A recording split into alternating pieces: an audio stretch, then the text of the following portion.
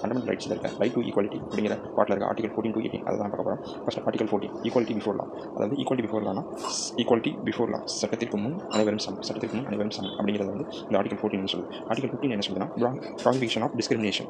Discrimination என்ன சொல்லணும்னா அந்த தீண்டாமை சொல்லுமா அதை வந்து ஒழிக்கிறதா வந்து இந்த ஆர்டிகல் 15 வேலை. அது எதுனா தீண்டாமை இருக்கும், ஒருத்தவங்க ரிலிஜன் மதத்தில் இருக்கும், பேசினா அவங்களோட இனத்தில் இருக்கும், செக்ஸ்னா அவங்களோட பாலினம், திரும்ப பிளேஸ் ஆஃப் பர்த் அவங்க எந்த இடத்துல இருக்கும், இதெல்லாம் வச்சு தான் டிஸ்கிரிமினேஷன் இருக்கும். அதை தான் ஒழிக்கணுங்கிறத ஆர்டிகல் 15 சொல்லுது. அதுக்கு எதிரான ரைட்டு தான் வந்து ஆர்டிகல் 15 சொல்லுது. திரும்ப ஆர்டிகல் 16 என்ன சொல்லுதுன்னா equality of matters in public employment. அதாவது பப்ளிக் எம்ப்ளாய்மெண்ட்டில் வந்து ஈக்குவலான ஆப்பர்ச்சுனிட்டி இப்போ கவர்மெண்ட் இல்லைனா அதில் வந்து equality of opportunity in public matters. அப்போ எதுக்கு ரிசர்வேஷன் கொடுவாங்க, அது வந்து ஸ்பெஷல் கேட்டகரி. இதில் வந்து சில அமெண்ட்மெண்ட்ஸ் பண்ணியிருப்பாங்க. ஆர்டிகல் 16/4 வந்து ஒரு எழுதிச்சிருப்பாங்க. அதில் வந்து ஓபிசி எஸ்எஸ்டி ரிசர்வேஷன் வந்து அலோடு, அதில் வந்து எந்த பிரச்சனையும் இல்லை அப்படின்னு சொல்லியிருப்பாங்க.